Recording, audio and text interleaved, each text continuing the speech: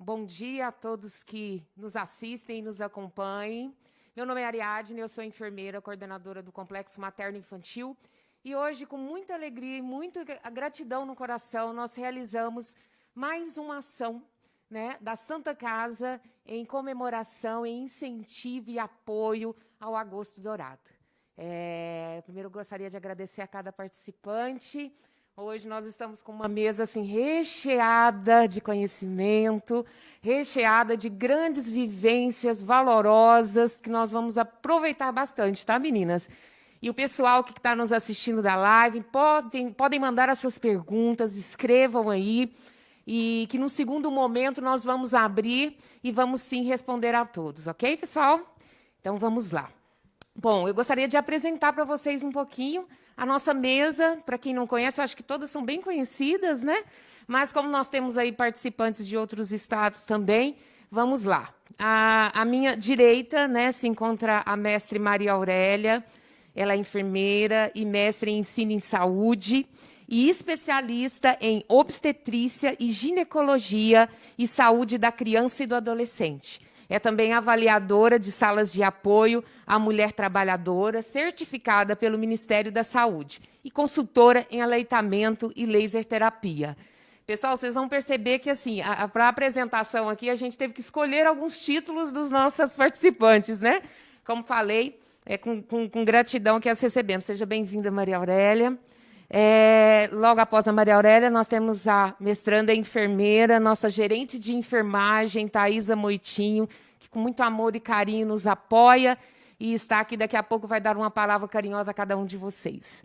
Nós temos também a doutora Lorena Aparício. Doutora Lorena é médica pediatra, neonatologista, né, doutora Lorena, dentre outros grandes títulos, e consultora em amamentação, uma grande pioneira também nesse movimento do aleitamento materno. Ao lado dela nós temos a Fernanda. A Fernanda é a nossa fono, né, Fernanda, que trabalha junto conosco ali no Complexo Materno Infantil, especialista em oncologia e também teste da linguinha e disfagia neonatal. Está em processo, né, da parte de consultoria e aleitamento materno, né, Fernanda? Seja muito bem-vinda e muito obrigada por ter aceitado estar conosco aqui.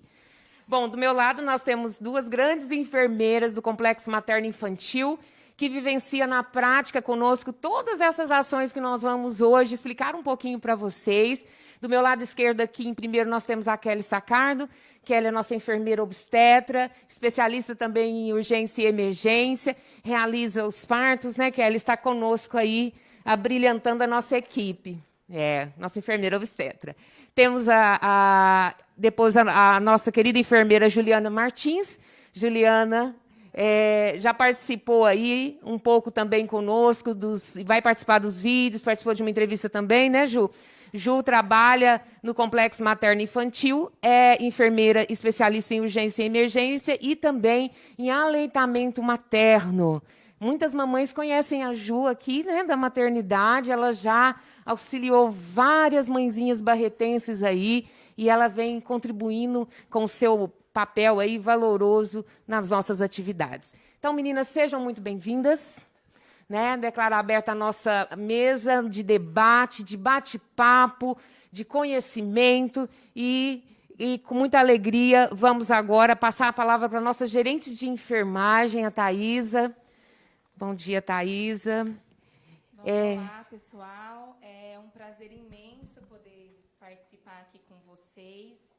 E quando eu recebi o convite, a Ariadne, que, né, teve essa iniciativa maravilhosa, sendo a coordenadora do complexo, pediu para falar um pouquinho sobre a importância dessa movimentação para a sociedade barretense. Então, eu acredito que o Agosto Dourado ele vem para evidenciar ações que acontecem durante o ano todo, né? Os 12 meses do ano. Neste setor, existe essa preocupação com o aleitamento materno e existe esse preparo da equipe, das meninas, tanto assistenciais ou técnicas e auxiliares de enfermagem, para que eles tenham este conhecimento e coloquem isso em prática. Então, é muito importante essa iniciativa, vem de uma valorização muito grande da parte dos líderes aqui do Hospital da Santa Casa, para que fique evidente para a população que esse trabalho existe, e ele é muito bem feito e é levado muito a sério dentro do hospital. Muito obrigada. Nós que agradecemos, Thaís, e deixamos registrado aqui também. Essa entrega positiva de resultados, ela só é possível quando nós temos lideranças, né? Lideranças que nos apoiam, que nos dão recurso, que nos dão oportunidades para executá-las. Então, assim, já agradecendo, Thaisa, todo o seu apoio conosco.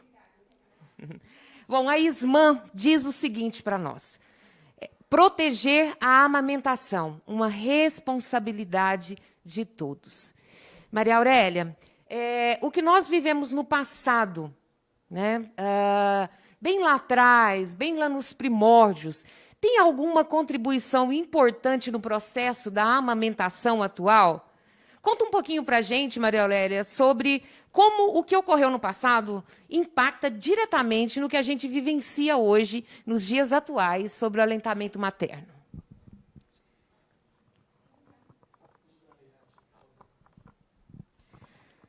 Olá, bom dia a todos. Com grande alegria e com imensa satisfação estou aqui para conversar um pouquinho com vocês. O impacto que existe, né, desde que o mundo foi criado até hoje, diretamente contribui para que a gente tenha pessoas hoje em dia, né? Se você for observar, se você for refletir, os seres humanos existem porque uma mulher amamentou o seu filho, né? São inúmeras as curiosidades, as verdades, os documentos históricos que falam sobre essa evolução histórica da amamentação no mundo. Uma curiosidade interessante de conversar um pouquinho com vocês é a questão de que se acreditava, né, que o universo era uma mama gigante e que as estrelas eram jatos de leite, né, que eram derramadas no momento. E por isso que a gente fala que o aleitamento, o leite materno é padrão ouro, é o brilho, né? Então, eles olhavam para o céu com admiração. Também, se vocês se recordam, a gente fala da Via Láctea, né? Por quê? O que era isso? Era o jato do leite que eles acreditavam que era com mais intensidade, e por isso o nome de Via Láctea. O mundo foi, né, passando, os nômades, né, as mulheres nômades carregavam os seus filhos no colo, então isso favoreceu muito e amamentavam, por isso que a gente conseguiu se desenvolver e estamos aqui até hoje, né? São inúmeras as oportunidades de falar sobre a questão histórica. Também, quando Pero Vaz de Caminha, a primeira carta que ele veio, quando ele surgiu aqui no país, ele falou, né, que as mulheres elas andavam nus com faixas, né, que hoje a gente chama de sling, carregavam seus filhos no colo e amamentavam de forma muito natural. E o que a gente tem hoje? É exatamente isso que a gente tenta resgatar. Né? Na questão indígena, eles tinham seus partos de forma natural e imediatamente colocavam os bebês em pele a pele, imediatamente amamentavam, não chupavam os dedos, isso é relato, é documento histórico que nos traz isso, e não alternavam seios quando amamentavam, e eles conseguiam amamentar, exclusive, por 7, 8 meses de idade. Depois vieram as amas de leite, a época da escravidão, né, aqui no país, e também as mulheres, mesmo na lavoura, usavam faixas para que elas pudessem carregar seus filhos e, ainda assim, trabalhar. Um outro momento, né, importante no Brasil foi a Revolução Industrial, que isso impacta diretamente, porque até então a amamentação ocorria de forma natural. Na Revolução Industrial, a mulher precisou sair para o mercado de trabalho e seus filhos ficaram com cuidadores, com as avós. Por conta disso, a indústria gostou muito da ideia e aí que surgiram as mamadeiras, as fórmulas artificiais, né, todo um emprego de bicos, e entre outras questões. E isso é por isso que a gente fala algumas vezes, o leite é fraco? Não. Nessa época, o marketing foi muito abusivo, foi muito forte, colocavam crianças muito acima da idade que a gente considerava, que a gente acreditava que eram bebês, mas não eram, e fazia com que a gente acreditasse que só o leite, que era o artificial, que era a produção melhor. Mas não é bem assim. A gente sabe que o leite é muito forte e ele sustenta, assim, a criança e promove desenvolvimento e crescimento. Ok. Então, concluímos aí que tivemos um impacto positivo, sim. Até tentamos agora, nesse momento, resgatar, né, Maria Aurélia? Resgatar algumas técnicas que, para eles, eram muito natural. Né? Bom, gente, ó, a Jennifer está falando bom dia à mesa, tá? A Maria Conceição também está parabenizando todas vocês, mandando um abraço. O Vitor, Sebastião, bom dia a todos. E vamos aí, hein, pessoal? Se tiver pergunta, pode colocar aqui para nós. Maria Aurélia, prosseguindo um pouquinho, na sua visão, qual é a importância da gente falar sobre esse assunto do aleitamento materno? Por que o leite materno? Você já deu aquele ganchinho aí, né? Mas sim, conta para nós, por que ele é tão importante assim? Dando o gancho, né, falando sobre o crescimento e o desenvolvimento adequado das crianças, são inúmeros os benefícios que trazem o leite na vida, tanto da criança quanto até mesmo da mãe e da sua própria família. Falando um pouquinho do crescimento e desenvolvimento da criança e também contribuindo para diminuir doenças, né, a gente já tem comprovação de que as doenças diarreicas são diminuídas, as doenças de infecção respiratória são diminuídas, doenças celíacas são diminuídas, hipertensão, diabetes também na criança, cânceres infantil também são diminuídos. A gente tem comprovação, a gente tem um estudo do César Victor aqui no Brasil, reconhecido mundialmente, é um epidemiologista, que ele tem um estudo de mais de 30 anos, né, fez uma comparação entre crianças que se amamentam e não amamentam. E as crianças que amamentam, ele tem um estudo de que fala que até o QI é mais elevado, né, e também tem maiores possibilidades de um trabalho, de uma função melhor nas empresas, e também conquistam melhores salários. Né? Isso é uma evidência científica. E por quê? Né? O que o leite materno tem a ver com tudo isso? Quando a mãe amamenta uma criança, ela olha ele no olho, né? Ela está do lado, ela acalenta a criança, ela olha, ele também olha para ela. Então, isso faz com que, no momento de uma entrevista, por exemplo, é claro que é muito mais do que isso, mas que ele consiga conversar com o entrevistador olhando no olho. Né? Para a sociedade, é uma criança que consegue comunicação melhor, consegue ter um acolhimento. Quando as crianças são acolhidas nessa idade, tem um impacto muito grande socioemocional no futuro também. Né? São inúmeras as vantagens de desenvolvimento, mas eu acho que as mais importantes são essas que eu falei, mas existem muitas outras. Que fantástico, né? Então, aos papais de plantão, né, a gente vê que se preocupam tanto em que faculdade meu filho fará, ou que herança posso deixar para ele, mas tem que iniciar, então, logo cedo, viu, pessoal? Né? Já se preparem para amamentar. Eu acho que daí a gente já vai estar dando uma grande riqueza para os nossos filhos, não é verdade? Vamos aproveitar um pouquinho agora uma especialização que a Maria Aurélia tem, e ela é tutora certificada pelo Ministério da Saúde, da estratégia da mulher trabalhadora que amamenta. Isso é super interessante. Eu queria que você contasse para nós um pouquinho, Maria Aurélia, como que um estabelecimento, né, empresa, como ela pode contribuir hoje, efetivamente, tá, com a mulher que trabalha e quer amamentar. Eu acho que esse momento de retorno ao trabalho é um período que a mulher fica emocionalmente, né, muito apreensiva. E eu acho que tudo que a gente puder fazer para contribuir, né, com ela, com a família, para que ela se sinta mais segura e continue dando, né, o seu próprio leite para o seu bebê, é melhor. O slogan da semana, né, que é uma responsabilidade de todos, esse proteção, promoção e apoio ao aleitamento materno, essa pergunta sua foi bem importante. Porque qualquer empresa, né, que eu, como avaliadora certificada pelo Ministério, Basicamente, não precisa ter um gasto muito grande. Pode ser hospital, empresa, de todo tipo de função, pode ser certificado. Vem o Ministério da Saúde certificar, colocar uma placa de reconhecimento. Mas o que é necessário? É necessário ter uma sala, até mais ou menos umas 400 mulheres, pode ser uma poltrona de amamentação por uma sala de 1,5 m. É necessário que tenha uma pia para que ela higienize suas mãos antes da retirada do leite.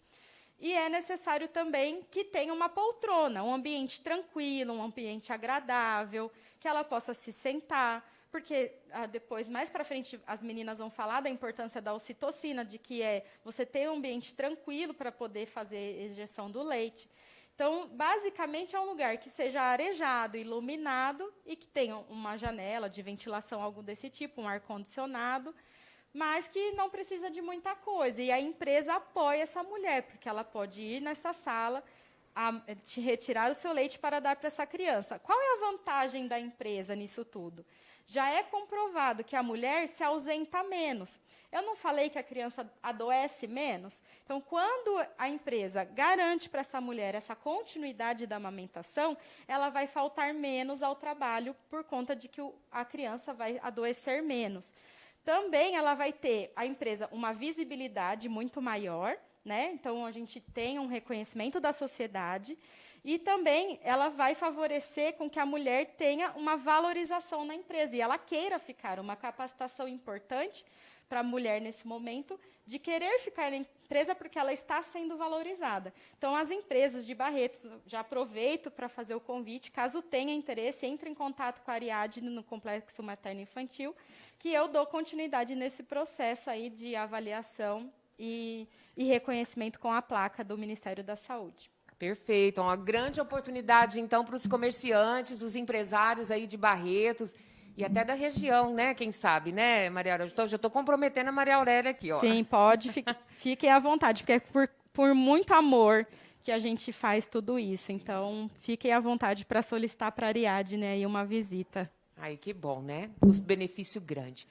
Bom, pessoal, agora nós vamos passar um pouquinho para o momento onde a gente vai falar um pouco sobre a nossa trilha da amamentação aqui na instituição. A gente vai pegar como base isso, porque aqui hoje nós conseguimos realizar em todos os momentos, desde que essa criança nasce até a alta dela, realizar ações específicas para que essa criança, para que essa mãe possa sair daqui amamentando o seu filho, que é a grande riqueza. E para começar aí e dar essas explicações desse primeiro momento, convido a doutora Lorena. Doutora, bom dia novamente, bom dia. Né? E olha só, conta para nós, a senhora que já tem uma vivência grande nessa área também, tá? De sala de parto, qual a importância, o que é, primeiro, para quem não sabe, né, os ouvintes que estão nos acompanhando, o que é o contato pele a pele e a amamentação na primeira hora e quais os benefícios disso para a mãe e para o recém-nascido? Bom dia a todos. Há 3 anos a gente já vem fazendo a recepção do recém-nascido ao lado da mãe. Então, quando ela chega aqui para ter o seu bebê, ela é internada, o bebê nasce e ele permanece, se ele nasce com boa vitalidade, ele permanece o tempo todo no colo da mãe e se ele precisa de algum cuidado especial, o berço está ao lado da mãe. Então, ela fica presente em todo momento do cuidado do seu filho. O contato pele a pele, ele é realizado não só porque a gente tira as fotos, né? Mas porque o bebê precisa reconhecer a mãe, reconhecer o cheiro da mãe, ser colonizado pelas bactérias da pele da mãe. E isso vai favorecer o vínculo da mãe com o bebê. A mãe começa a perceber as necessidades do filho quando ele está no seu colo, ele já tem reflexo de busca, de procura pelo seio materno e favorece a amamentação dentro da primeira hora de vida. A amamentação dentro da primeira hora de vida, ela está relacionada à diminuição da mortalidade neonatal. Então, é muito importante para os bebês que eles sejam expostos à ao leite materno o mais precoce possível, tanto os bebês que nascem no tempo certo, quanto os bebês que nascem prematuros. Ok, essa é uma realidade, né, doutora? Como a doutora disse, há 3 anos, né, no hospital nós conseguimos realizar esse contato, essa amamentação na primeira hora, que também é conhecida como a amamentação de 1 minuto de ouro, né, que a gente fala, tão importante, que é onde realmente a gente consegue aí já estabelecer o primeiro vínculo da amamentação dessa mãe com o recém-nascido. E dando prosseguimento às nossas atividades e às ações que são realizadas na amamentação, nós temos presente a nossa fonoaudióloga, que está conosco todos os dias ali no complexo, né, Fernanda? Seja bem-vinda. Fernanda, eu queria que você falasse um pouquinho para a gente sobre o seu trabalho. E tem um teste de triagem que é realizado em todas as crianças que passam pelo complexo, que é o teste da linguinha. Fernanda, que teste é esse? Explica para nós. Então, bom dia a todos.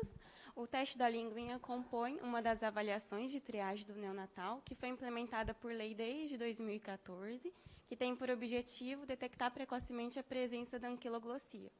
A anquiloglossia é a alteração do freno lingual. O freno lingual é essa membrana mucosa que nós temos embaixo da língua, que, se alterado, pode limitar a mobilidade da língua e isso impactar diretamente nas funções estomatognáticas, né, do bebê. Essas funções são a sucção, a mastigação, a deglutição, a fala, a respiração.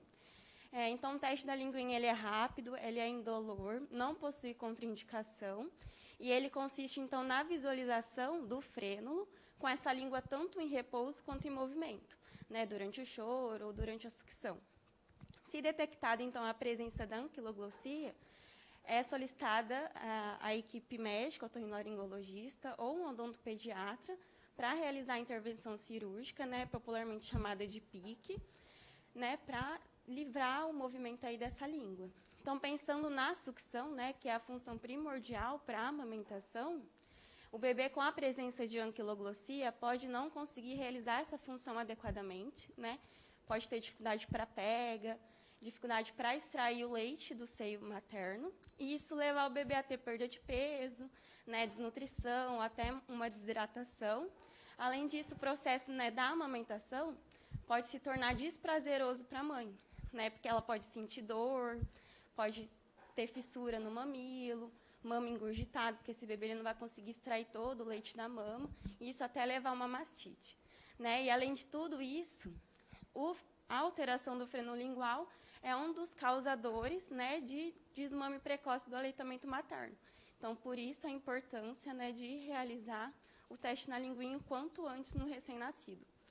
E a amamentação também, ela é muito importante para o desenvolvimento crânio-facial do bebê, tanto na parte muscular quanto na esquelética, né, para favorecer essas funções estomatognáticas, né, de fala, mastigação, deglutição, respiração e sucção.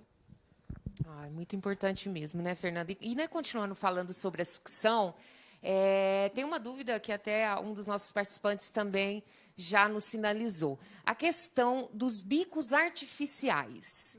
Eles atrapalham mesmo a amamentação? Né, nessa questão aí da linguinha, na questão da sucção? E qual a diferença entre eles? Os bicos artificiais, eles são um dos maiores causadores de desmame precoce, por facilmente favorecer, né, a confusão de bico. Justamente pela mudança do padrão, né, fisiológico da sucção que o bebê precisa realizar no seio materno e no bico artificial. No seio materno, o bebê ele precisa estar com a boquinha mais aberta, os lábios mais revertidos, né, virados para fora, a língua mais anteriorizada, essa língua precisa ter um canulamento. A linguinha junto com a mandíbula, né, realiza um movimento mais anteroposterior. E durante esse movimento, há uma troca de pressão dentro da cavidade oral do bebê, né? Primeiramente fica positiva, depois ela vira negativa, para o bebê, dessa forma, conseguir extrair todo o leite, né, do seio materno. Então, a gente vê que é uma combinação, né, de movimentos complexos e rítmicos, né, que o bebê precisa realizar no seio materno. Já no bico, né, artificial, a boquinha do bebê tende a ficar mais fechada, às vezes os lábios ficam invertidos, a língua ela fica mais, né, posteriorizada. e o movimento da sucção acaba se tornando um pouco mais verticalizado, né? Então, é um movimento muito mais simples comparado com o que o bebê ele precisa realizar no seio materno.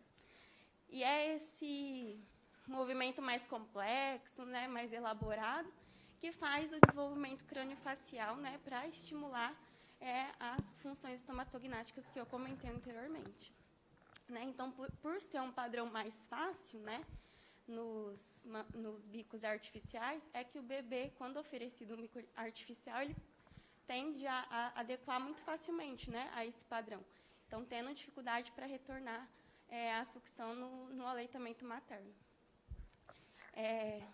Os bicos de mamadeira, além de influenciar, né, no desmame precoce, também causa a confusão de fluxo, né, porque o fluxo da mamadeira é um fluxo maior, mais contínuo, e isso pode até levar o bebê a riscos, né, de disfagia, por uma incoordenação, né, entre respiração, sucção e deglutição.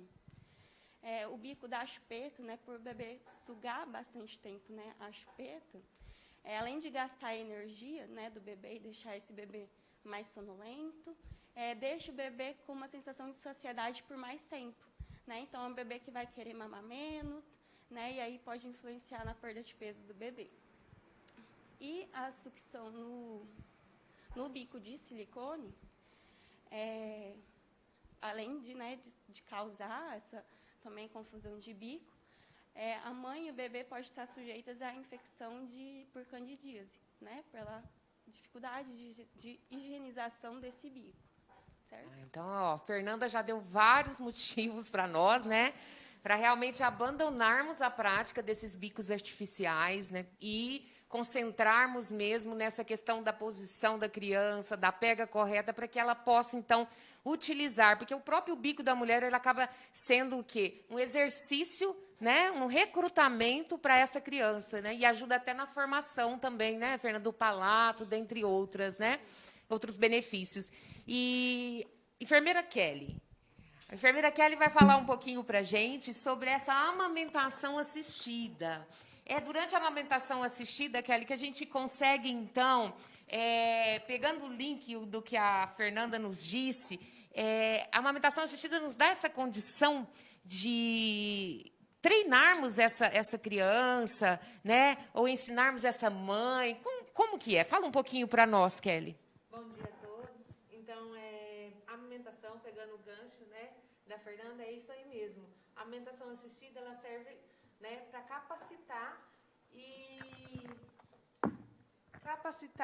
e detectar as falhas na amamentação. Então, para isso acontecer de uma forma adequada e a gente conseguir essa amamentação, né, a gente precisa de uma equipe multidisciplinar capacitada para detectar essa falha, se estiver acontecendo. Né? Então, a gente vai ter essa amamentação assistida diariamente, a gente vai acompanhar essa amamentação, né? E a gente vai fazer as correções para adequar, para que dê tudo certo, e essa mãe consegue ir de alta maternidade para sua casa, conseguindo amamentar, e também dentro do hospital, no momento que ela estiver permanente.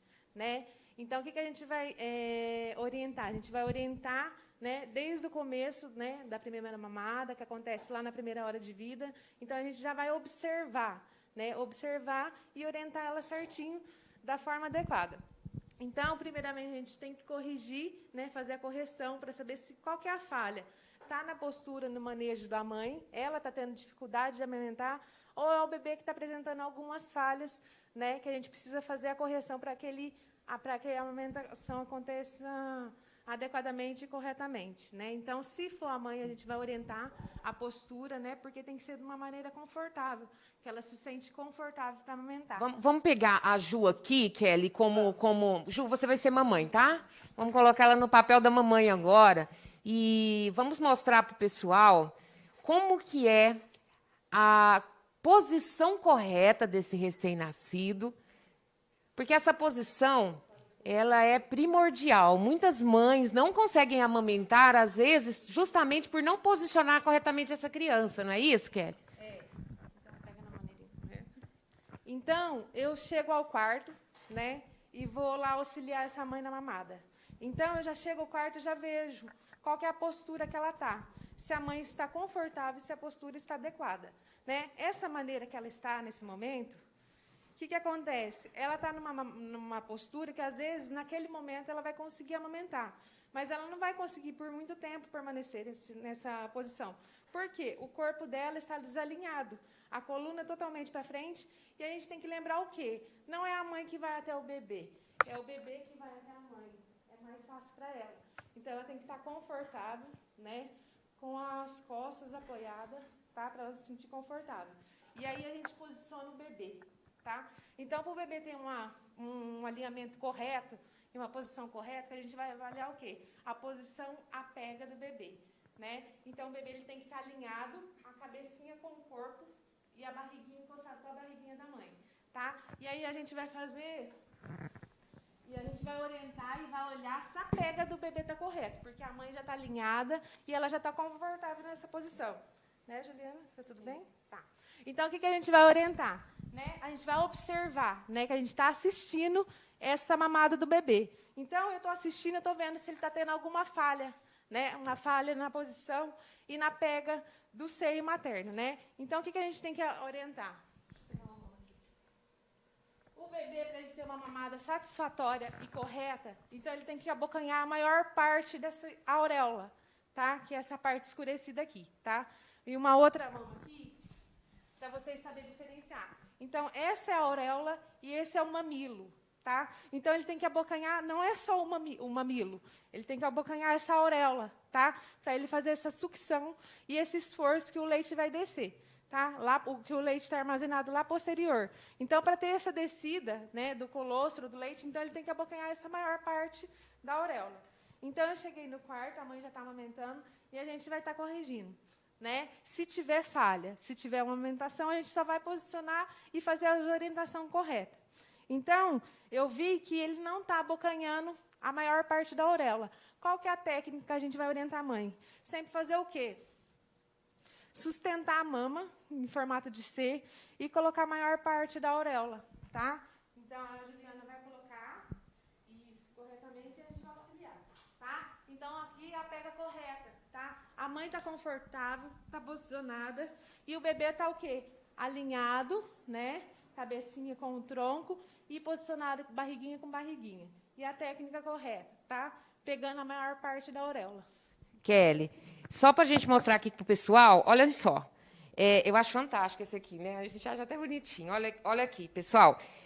Onde é produzido o leite? Por que a Kelly falou para vocês que não adianta nada eu fazer apertar o bico, né? Até a Juliana, numa das palestras dela, ela dá esse exemplo e eu acho fantástico.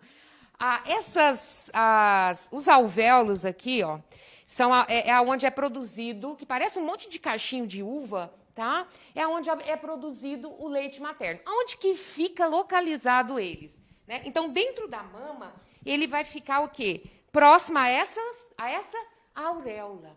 Então, por isso que não adianta, quando a mãe pega e acha que vai espremer, né, o bico e o leite vai sair, na realidade, é como se você estivesse tomando um suco de canudinho e você apertasse o canudinho.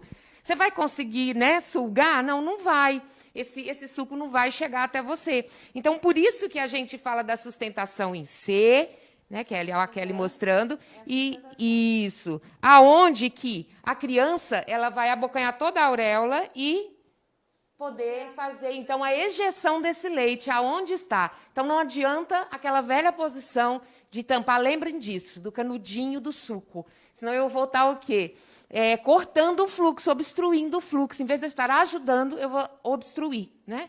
Então, pegando um gancho, só complementando, que muitas vezes, a correção que a gente faz na amamentação assistida é que muitas vezes a gente chega no quarto, a mãe está em formato de tesoura. Tá? Então, a gente não usa mais esse formato de tesoura, né? Que a gente interrompe a descida do leite. Então, é em formato de C, porque o que a gente vai fazer? Sustentar a mama e ajudar na prega, né? Para colocar na boquinha do bebê, para fazer essa apresentação para ele. Ok, obrigada, Kelly. Então, é isso. Mas, pessoal, continuando, e quando, Ju, fala para nós, se a mãe chegar e fazer todas essas técnicas, né? ela vai fazer, ela vai pôr a mão, a posição da mão em C, a posição correta do recém-nascido, mas ela chega para você e fala o seguinte na maternidade: meu leite não desceu ainda, eu não tenho leite, e o meu recém-nascido, eu coloco meu filho no peito e ele começa a sugar. Como ele vê que não vem leite, ele o quê? Desiste, cansa e está chorando. E aí, o que a gente faz quando a gente não consegue, nesse momento, amamentar dessa forma? Bom dia a todos. Hoje nós contamos com 2 técnicas que estão sendo bem utilizadas na maternidade, que é a relactação e a translactação, né? E a gente não usa essa técnica somente quando a mãe tem essa descida do leite tardia. Ela tem outras indicações também. Pode ser por uma falha no processo da pega, da posição, que a criança não está conseguindo fazer o movimento de sucção, então ela não está conseguindo extrair o leite completamente. Então, essa criança precisa de um complemento, ela precisa de um auxílio, e a gente acaba usando essa técnica para poder favorecer e estimular a sucção e também estimular a produção de leite dessa mãe. Porque ele continua fazendo os movimentos de sucção no seio, então continua estimulando os hormônios, estimulando essa descida do leite, e ao mesmo tempo a gente consegue fazer a oferta de volume para essa criança, né? Então a gente tem a relactação, que a gente faz com fórmula, né, que é o leite UNAM, é leite enlatado, né, que é o artificial. Então, a gente usa esse leite e a gente tem a translactação, que é, no caso, quando tem alguma indicação médica, que a criança não pode estar fazendo muito esforço, ou que ela está com dificuldade para extrair o leite da mãe, mas essa mãe já tem uma produção satisfatória, a gente faz a translactação. A gente ordenha essa mãe e faz a mesma técnica, só que com leite ordenhado. Eu vou mostrar para vocês como é que faz. Então, a diferença da relactação para a translactação, Juliana, é só a questão do leite. Um é com leite materno e a outra é com fórmula, é isso? Isso. A técnica de realizar é a mesma, só o leite que é diferente. E na translactação, a gente ensina também essa mãezinha a estar fazendo as massagens e fazendo a ordenha.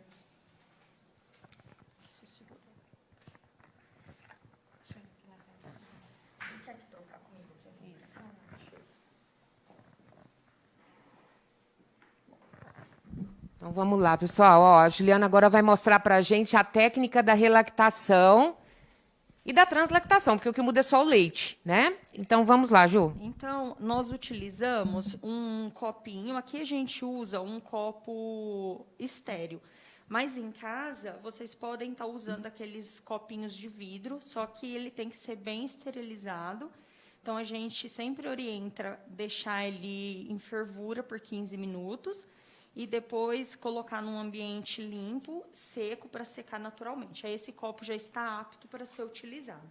Então, aqui a gente já usa os descartáveis, tá? Eles são estéreis já. Então, a gente usa, para cada procedimento, a gente usa um copo. Então, se for a relactação, esse leite já vem para nós do lactário. A gente usa uma sondinha, tá? E a gente coloca esse copo, sempre ele tem que estar na altura da linha da mama para baixo, nunca acima da mama, porque senão ele acaba descendo na gravidade. E o que a gente busca é estimular essa criança. Então, ele só vai fazer a parte da deglutição. Então, a gente estimula ele para ele sugar. Então, a gente sempre coloca o leite, tá, no copinho. A gente vem junto ao seio da mãe e coloca junto ao mamilo. Por quê? A hora que a criança abocanha o mamilo, ele vai abocanhar essa sonda. Então, ele vai fazer esse movimento de sucção e vai volume e ele vai conseguir estimular a mama da mãe, fazendo com que ela aumente essa produção, tá? Na translactação, a gente vai ordenhar essa mãe. Lembrando que a ordenha, ela vem depois da gente realizar uma massagem, né? Então, a gente ordenha essa mãezinha e o leite também é armazenado nesses copinhos descartáveis, né, estéreis. E a gente está paramentado, viu, pessoal? Porque para a gente fazer esses procedimentos, a gente tem que estar com uma touquinha, máscara, luva, para a gente não ter o risco de contaminação desse leite. Então, a gente ordenha a mãe, coloca o leite ordenhado no copo e faz o mesmo processo. A gente, junto ao mamilo, a gente coloca a criança no seio, corrigindo pega, corrigindo posição, ver se ele está abocanhando corretamente o mamilo, para ele poder estar estimulando, ver se ele não está abocanhando somente a sonda, e ele consegue fazer esse movimento e consegue extrair também esse leite que está no copinho, ofertando volume para essa criança. Ok. Então, isso significa que nós temos técnicas elaboradas, né, além da posição correta e de ensinar essa mãe, né, habilitar esse recém-nascido, temos técnicas elaboradas também que vão além. Então, não tem desculpa, né, pessoal? Não tem desculpa para não amamentar. Bom, vamos dar uma olhadinha nas perguntas agora, do pessoal que está nos mandando aqui pela live. Olha só, e quem da mesa se sentir mais à vontade, meninas, podem responder, tá bom? Ó, o Sebastião perguntou o seguinte: até qual idade a criança deve ser amamentada no peito?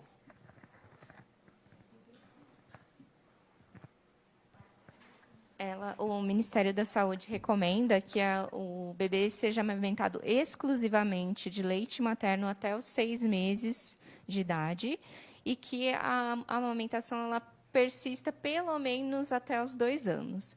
Mas a gente hoje recomenda que, a partir dos 2 anos, aconteça um desmame natural, que a criança deixe de mamar por interesses nos outros alimentos. Não que a gente fala, deu sua idade, parou de mamar. Então, é a criança que faz o desmame gentil. Ok. Outra pergunta aqui, a Orlinda Maria de Jesus está perguntando o seguinte: a questão da alimentação. Existe algum alimento que é proibido? E existe algum alimento que aumente a produção de leite?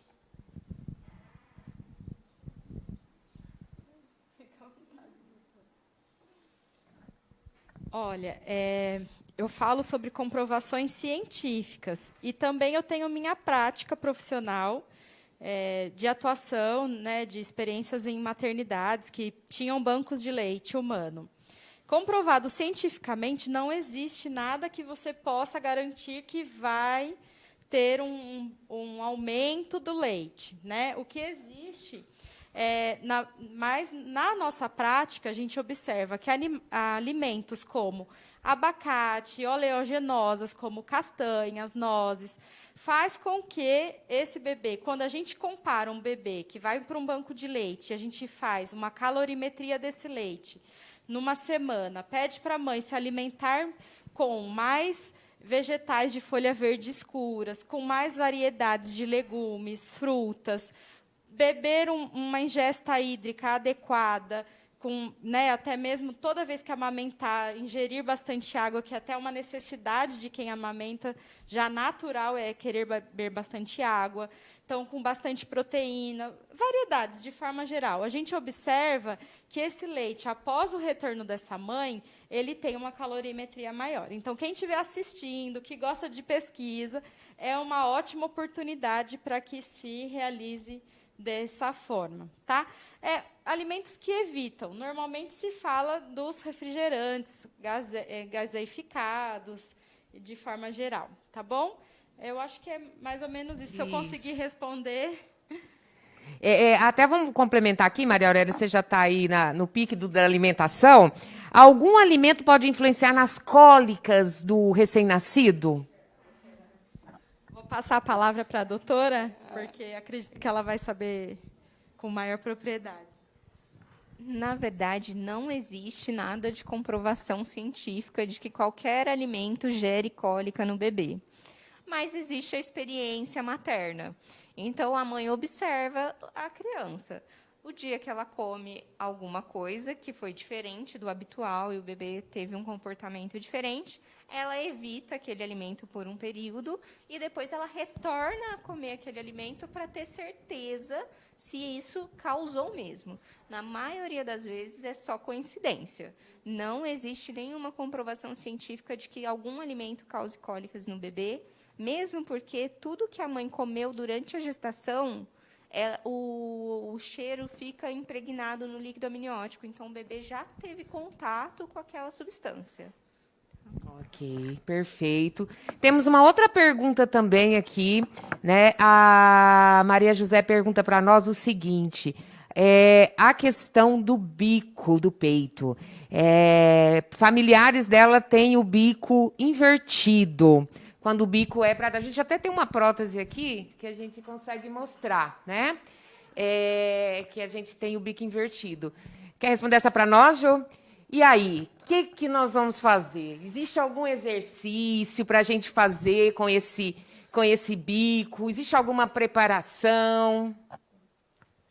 Bom, durante a gestação, a gente não tem preparação para essa mama, tá? Então, é característico da mulher, já é fisiológico dela esse tipo de mamilo. O que a gente pode estar ensinando ela a fazer é a prega, porque isso vai facilitar. Porque o bico, ele é um instrumento só para adaptar na boca da criança. Na verdade, para ter a sucção adequada, ele precisa abocanhar a parte da areola. Então, quando ele faz ele abocanha corretamente, ele consegue fazer o movimento de sucção. Então, a gente pode estar ensinando algumas técnicas de posicionamento para essa mãe que facilita, né, na hora do abocanhar da criança. Então, a gente ensina ela a estar fazendo a prega, ensina ela a estar fazendo a posição, que às vezes o bebezinho sentado, isso facilita mais para esse tipo de mamilo. Mas aí a gente acaba que conversando com essa mãe e acaba vendo qual que é a facilidade que ela está tendo e qual que é a dificuldade dela, se é na posição, se é do abocanhar, se é na pega, né? Se é no posicionamento. Então, a gente acaba que conhecendo essa mãe para tentar ajudar de uma forma que ela consiga amamentar. Acho que só para complementar rapidamente, enquanto consultora de amamentação, a minha experiência é que às vezes é mais difícil uma mama, e a sociedade sempre fala, né? O bico invertido não consegue amamentar. Mas a minha experiência, não sei se a doutora pode dizer da mesma forma, é que é mais difícil um bico muito grande, muito protuso, num bebê que é muito recém-nascido, para ele ser amamentado, do que um bico invertido para nós que temos esse conhecimento. Então, é necessário sempre a mulher que... A gente falando aí, né, do tema da SMAM, da proteção e da responsabilidade de todos, às vezes é mais fácil a mulher procurar a maternidade, procurar as meninas, para conseguir, né, realmente efetivar essa mamada, do que ficar com dor, do que ficar com dúvidas, né? Porque um bico invertido, hoje, o que as meninas acabaram de dizer? Que o importante é abrir bem a boca, abocanhar bem o mamilo. Então, a influência do bico não é tão característica para nós do que uma abertura não adequada, como também falou a fono. Não sei se a doutora tem essa experiência também para compartilhar. E, às vezes, um bico muito protuso, ele causa até náusea no bebê. Então, dificulta a amamentação também. O que a gente tem que pensar é que esta criança está exposto a este bico. Então, ela vai se adaptar ao bico que ela conhece. Ela não sabe que tem 3, 4 tipos de bico. Então, ela nasceu de uma mãe com bico plano, ela vai ter a fase adaptativa dela de amamentar no bico plano. E a gente precisa facilitar isso para a criança. Ok, então, Maria José, já avisa seus parentes aí que se falaram para ela, né, que ela não vai amamentar, isso é uma mentira. Consegue sim amamentar, independente do bico, é somente ter técnicas corretas, né? Somente ter e paciência, né, meninas? Precisa ter muita paciência também, à vontade, um ambiente tranquilo, pessoas que estimulem. Fala mais alguma coisa, Ju? A doutora Lorena e a Maria estavam falando, quando o mamilo ele é muito grande, né?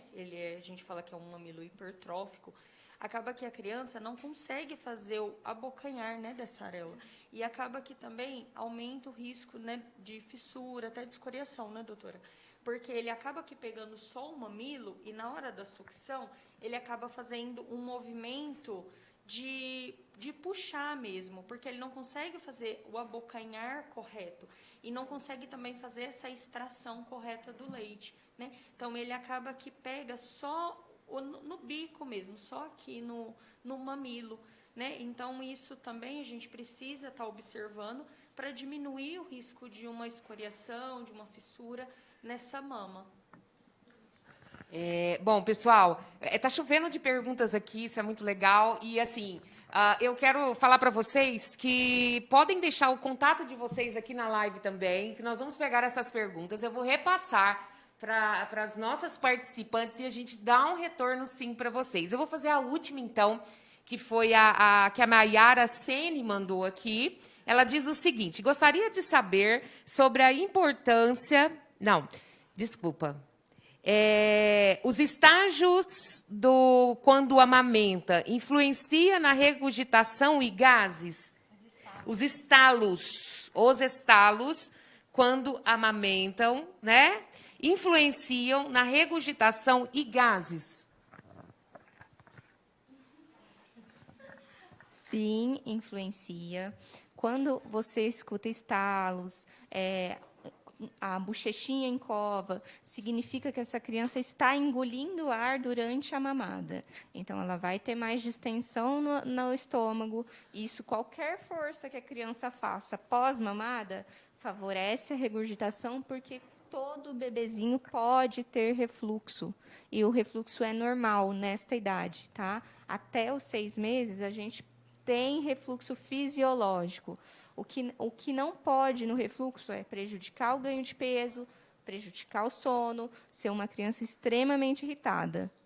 De resto, é normal ser um vomitador feliz. E a questão do estalo pode ser, muitas vezes, um indício, né, de pega incorreta ou até da presença da anquiloglossia, né, que limita o movimento aí da língua do bebê, então ele tem que fazer compensações, né, com as outras musculaturas, né, com, às vezes, a bochecha encovada, né, hipertensão nos lábios, e isso começa a fissurar o mamilo da mãe também. Ok. Bom, pessoal, é com dor no coração que a gente vai se despedir de vocês agora, mas gostaria de agradecer a todas as participantes. Não dá tempo de falar, porque é um assunto tão gostoso e são tantas as dúvidas que eu acho que uma live é muito pouco. Fica aí o desafio para o ano que vem, quem sabe, né, de fazermos uma jornada aí com essas profissionais, para a gente estar esclarecendo mais, ter um tempo maior com vocês. Mas, olhem só, podem deixar as perguntas que nós vamos responder e vamos dar o feedback para vocês. Muito obrigada a vocês que nos assistiram.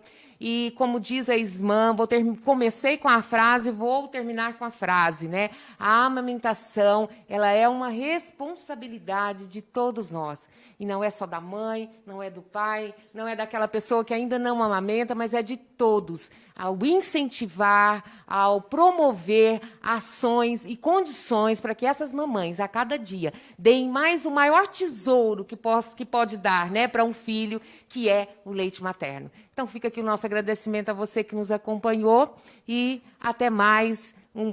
E os nossos vídeos continuam, tá, pessoal? Nós ainda temos 2 grandes vídeos aí para ser lançados. Acompanhem no Facebook da Santa Casa, as enfermeiras do Complexo Materno Infantil dando dicas importantes de amamentação para vocês. Um abraço e fiquem com Deus.